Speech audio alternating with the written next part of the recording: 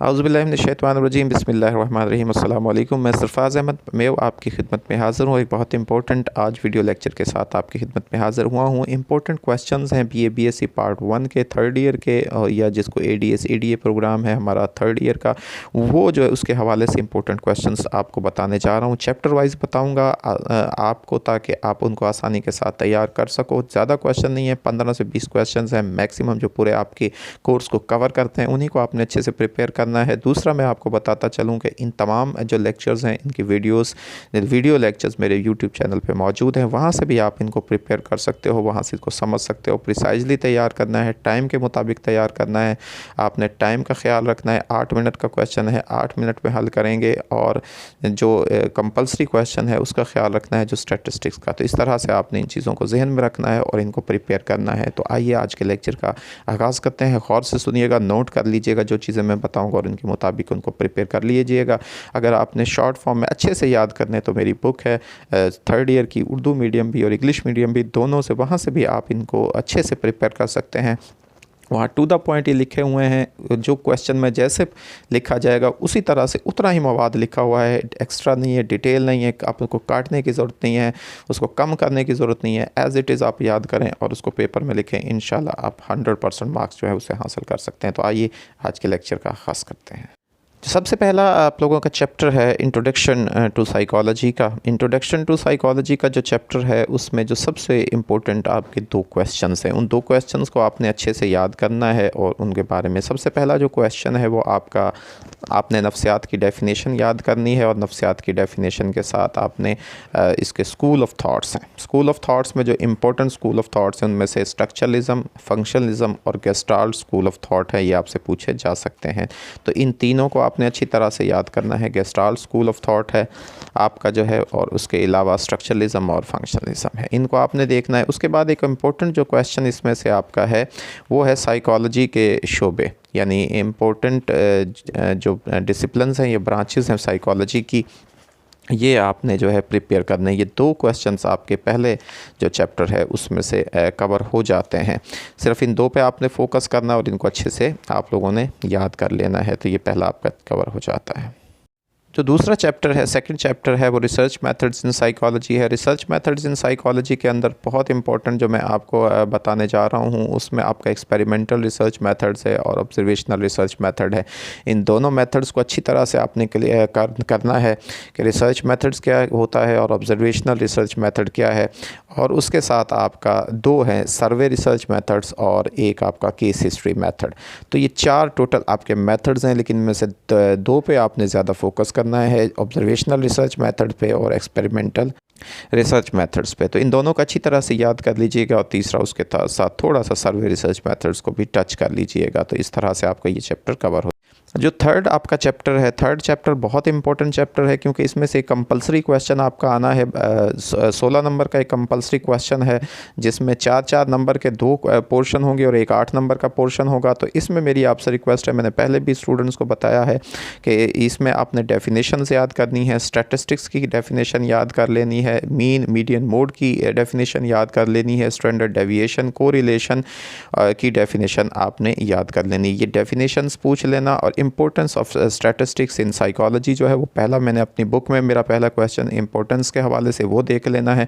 तो ये आपके 8 नंबर के इनमें से आएंगे, और 8 नंबर का आपका क्वेश्चन आएगा या तो मीन मीडियन मोड, एक लाइन दी होगी, वो आपकी जो है वो अनग्रुप डाटा होगा। अनग्रुप डाटा अगर देंगे तो फिर तीनों में आपके निकल आएंगे। मीन मीडियन मोड निकालना होगा अनग्रुप डाटा से, 2 मिनट का काम होता है, वो आप निकाल के 8 नंबर ले सकते हो। या फिर आपसे मीन वो दे देगा, ग्रुप डाटा का मीन निकालना होगा।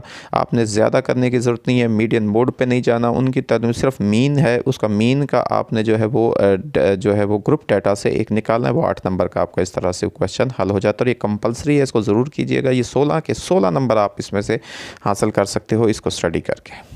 नेक्स्ट जो आपका चैप्टर है biological basis of behaviour. Biological basis of behaviour जो है वो भी एक इम्पोर्टेंट है। इसमें से आपका नर्वस सिस्टम का है, नर्वस सिस्टम के अंदर और एंडोक्राइन सिस्टम, दो इसमें सिस्टम्स हैं। तो नर्वस सिस्टम में आपने अच्छी तरह से structure and function of brain को याद कर लेना है और पेरिफेरल नर्वस सिस्टम को याद करना है और उसके साथ आपने एंडोक्राइन सिस्टम को याद करना है। 3 क्वेश्चन इसमें से आपके बनते हैं। एक तो आपने structure and function of brain है, आप पेरिफेरल नर्वस सिस्टम है और एंडोक्राइन सिस्टम है। इन तीनों को आपने अच्छी तरह से याद कर लेना है। इसके बाद नेक्स्ट आपका चैप्टर सेंसेशन एंड परसेप्शन का बनता है। सेंसेशन एंड परसेप्शन में आप लोगों ने जो इम्पोर्टेंट क्वेश्चन है, एक तो आपने structure and function of year और आई, इन दोनों को आपने अच्छी तरह से याद कर लेना है। Structure and function of year and I को कर लेना है और एक परसेप्शन की आपने जो टाइप्स हैं उसमें आपकी फिगर एंड ग्राउंड परसेप्शन है, परसेप्शंस ऑफ मूवमेंट है, टाइम परसेप्शन है और उसके साथ जो है आपकी स्पेस एंड डेप्थ परसेप्शन है, उसको आपने याद कर लेना है और इसके बाद गेस्टाल्ट्स के ऑर्गेनाइजेशन के जो कवानीन है और एक आपका इसमें इलियन का क्वेश्चंस बनता है। तो ये 3 जो है वो क्वेश्चन आपके 2 क्वेश्चन आपके सेंसेशन से हो जाते हैं, स्ट्रक्चर एंड फंक्शन ऑफ आई और ईयर का, और 3 क्वेश्चन आपके यानी टाइप्स ऑफ परसेप्शन है और उसके बाद गेस्टाल्ट परसेप्चुअल लॉज और परसेप्चुअल ऑर्गेनाइजेशन है और तीसरा आपका इलियन का है। ये 3 क्वेश्चन इसमें से हो जाते हैं। तो इस पूरे चैप्टर में से आपके 5 क्वेश्चन की 1 क्वेश्चन कंपल्सरी इसमें से लास्ट में आपके पेपर में आएगा।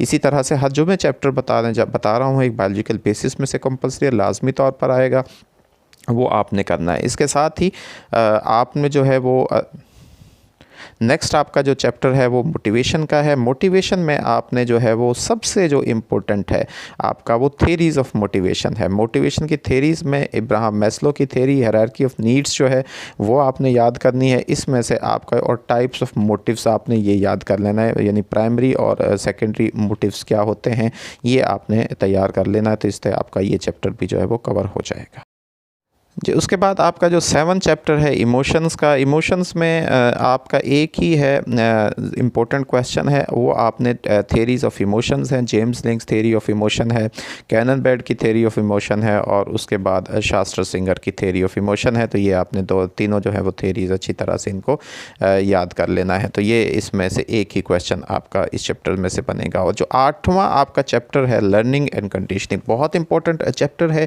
इसमें से एक क्वेश्चन कंपल्सरी है। आपने जो है इसमें लर्निंग की टाइप्स आपने याद कर लेनी है। लर्निंग की टाइप्स में या जिनको थेरीज ऑफ लर्निंग भी कह सकते हैं, लर्निंग बाय मॉडलिंग होती है, लर्निंग बाय इंसाइट है, लर्निंग बाय ट्रायल एरर है और लर्निंग बाय कंडीशनिंग है। ठीक है, ये 5 हैं, लेकिन इसमें से जो सबसे ज़्यादा इंपॉर्टेंट है वो आपने लर्निंग बाय कंडीशनिंग यानी क्लासिकल कंडीशनिंग और ऑपरेंट कंडीशनिंग आपने याद कर लेनी है। और इसके साथ ही आपने ऑब्जर्वेशनल लर्निंग है आपकी, जिसको लर्निंग बाय मॉडलिंग कहते हैं, और एक ट्रायल एंड एरर के ज़रिए से। ये चारों आपने थेरीज़ जो है इनको अच्छे से याद कर लेना है।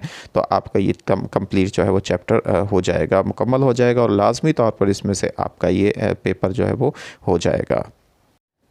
नेक्स्ट चैप्टर नंबर 9 मेमोरी का है। मेमोरी में भी जो इम्पोर्टेंट आपके एक क्वेश्चन जो बनता है वो टाइप्स ऑफ मेमोरी है, जिनमें आपने sensory memory, short term memory और लॉन्ग टर्म मेमोरी को याद करना है। और उसके अलावा एक आपने जो है वो फरामोशी का, फॉरगेटफुलनेस जो है उसका ये वाला चैप्टर यानी ये क्वेश्चन करना है। तो ये 2 क्वेश्चन आपके जो है वो मेमोरी में से आपके कवर हो जाते हैं। और इसके बाद चैप्टर नंबर जो 10 है आपका, चैप्टर नंबर 10 जो है वो थिंकिंग के हवाले से है। इसमें एक क्वेश्चन जो सबसे इम्पोर्टेंट है वो है types of thinking. Type of thinking में से एक क्वेश्चन आपसे पूछ लेता है, क्रिएटिव थिंकिंग पूछ सकता है, या फिर आपका जो है वो इसके अलावा प्रॉब्लम सॉल्विंग पूछ सकता है। इन दोनों क्वेश्चन इनको आपने अच्छे तरह से याद कर लेना है। ये 2 आपके हो जाएंगे, क्रिएटिव थिंकिंग हो जाएगा या प्रॉब्लम सॉल्विंग मेथड हो जाएगा। और इनसे इम्पोर्टेंट एक और है टूल्स ऑफ थिंकिंग, यानी थिंकिंग के टूल्स क्या होते हैं। ये आपकी बुक में आपने जो मेरी वाली बुक है उसमें से आपने उर्दू या इंग्लिश दोनों जो है वो सारे उसमें से अच्छे से स्टेट के लिए शॉर्ट बिल्कुल लिखा हुआ है। इमेजरी जिस तरह से एक है टूल ऑफ थिंकिंग है, इमेजिनेशंस के ज़रिए से इंसान हम सोचते हैं, या हमारा जो है वो लैंग्वेज को हम यूज़ करते हैं as a tool of thinking को, ज़ुबान के ज़रिए से इंसान सीखता है, या फिर कॉन्सेप्ट के ज़रिए से इंसान जो है वो तीसरा मेथड है कॉन्सेप्ट जो है वो। तो ये इंपॉर्टेंट क्वेश्चन है, इसको ज़रा याद कर लीजिएगा। चैप्टर नंबर 11 और चैप्टर नंबर 12 दो ऐसे चैप्टर्स हैं जो कभी भी नहीं हो सकता कि इनमें से क्वेश्चन ना आए। दो क्वेश्चन तो यानी 8-8 नंबर के दो क्वेश्चंस आपके लाजमी हैं, लाजमी तौर पर आते हैं। एक मैं आपको और बात बताता चलूँ, ये जो पेपर आपका होगा इसमें टोटल आपसे 9 क्वेश्चंस पूछे जाएंगे, एक कंपलसरी होगा। 4 में से आपने बाकी जो 4 होंगे उनमें से आपने 4 सेलेक्ट करने हैं। 4 जो सेलेक्ट करने हैं उसके हर क्वेश्चन के 2 पार्ट्स होंगे, ए और बी। 8-8 नंबर के 2 होंगे, दोनों करने लाजमी है। अगर एक छोड़ देंगे तो आपके 8 नंबर ख़त्म हो जाएंगे। ठीक है, ये कभी भी गलती नहीं करनी है कि एक में से एक ले लिया दूसरे में से दूसरा नहीं, एक क्वेश्चन के दोनों पार्ट्स आपने करने हैं। तो जो चैप्टर नंबर आपका चैप्टर नंबर जो 11 है उसमें इंटेलिजेंस का है। ये दोनों मैं आपको बताने जा रहा हूँ। इंटेलिजेंस की थेरीज़ में जो है गिलफोर्ड की थेरी है वो आपने अच्छे से याद कर लेनी है। इसके अलावा जो है वो स्पेयरमैन की 2 फैक्टर थेरी है वो आपने याद कर लेनी है। दोनों थेरीज़ बहुत इंपॉर्टेंट है, अगर को तो थेरीज़ ही पूछ ले तो दोनों आपने लिख देनी है। और इसके अलावा जो टेस्ट हैं वो आपने याद कर लेने हैं। टेस्ट में आपने इंटेलिजेंस के टेस्ट हैं जिसमें बीने साइमन स्केल है वो आपने उसको अच्छे से याद कर लेना है। उसके बाद विस्क है, वेज है, 2 टेस्ट हैं वेक्सलर के वो आपने याद कर लेने हैं। और आर्मी अल्फ़ा और आर्मी बीटा टेस्ट हैं, बड़े शॉर्ट हैं, सिंपल फॉर्म में लिखे हुए 8 नंबर के हिसाब से आपके अच्छे से कवर करते हैं तो उनको आपने अच्छे से कर लेना है। और पर्सनैलिटी की जहाँ तक बात है, पर्सनैलिटी में भी और इनकी डेफिनेशन आपने ज़रूर, डेफिनेशंस आपने तमाम जितनी भी हैं, चाहे वो थिंकिंग की है, चाहे वो इंटेलिजेंस की है, चाहे वो पर्सनैलिटी की है, चाहे वो मेमोरी की है, चाहे वो साइकोलॉजी की है, चाहे वो मोटिवेशन की है, इमोशंस की है, इस तमाम की आपने डेफिनेशन को ज़रूर याद करना है। लाजमी वो 7 क्वेश्चन के साथ वो पूछ लेता है, इसलिए ये 2 नंबर का आपका होगा। और आपने डेफिनेशन याद की होगी तो 2 नंबर आपके कभी नहीं। इनको अच्छे से आपने याद करना है। पर्सनालिटी की थेरीज़ में एल्पोर्ट की पर्सनालिटी थेरी है, कैटल का है जिसको हम trait and factor theories of personality कहते हैं, आइजनेक की है उसमें। फिर उसके बाद योंग की थेरी है पर्सनालिटी की, और फ्राइड की थेरी। फ्राइड की वो सेपरेट पूछ लेता है, अगर वो सेपरेट पूछेगा 8 नंबर की फिर आपसे फ्राइड पूछेगा।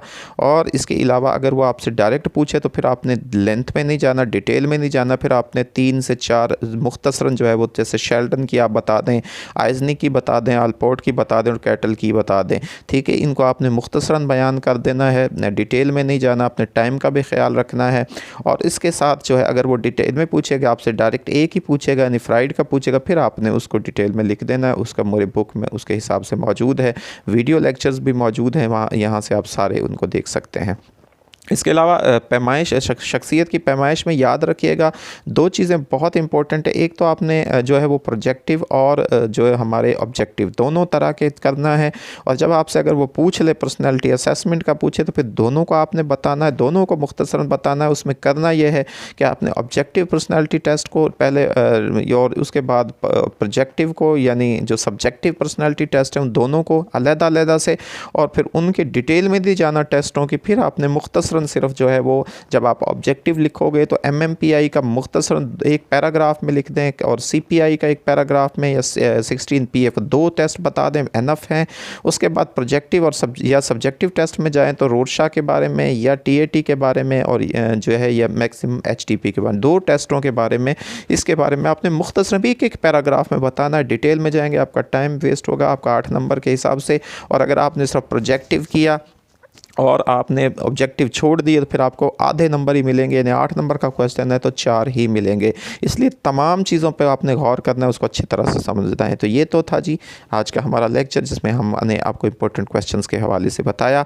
उम्मीद है कि आपकी बहुत सारी जो है वो क्यूरीज़ जो थी इस हवाले से वो सॉल्व हो गई होंगी। अब आप इनको फोकस इन पे करोगे, जो चंद दिन आपके पेपर्स में रह गए हैं आप उसको अच्छी तरह से तैयार करके इनको जो है आप अच्छे नंबर्स के लिए प्रिपेयर करोगे। अल्लाह ताला से दुआ है कि अल्लाह ताला आपको ज़िंदगी के हर इम्तहान में कामयाबी नसीब फरमाए, आपको ज़िंदगी में आसानियाँ नसीब फरमाए और आसानियाँ तकसीम करने की तौफीक नसीब फरमाए। आपको बहुत शुक्रिया।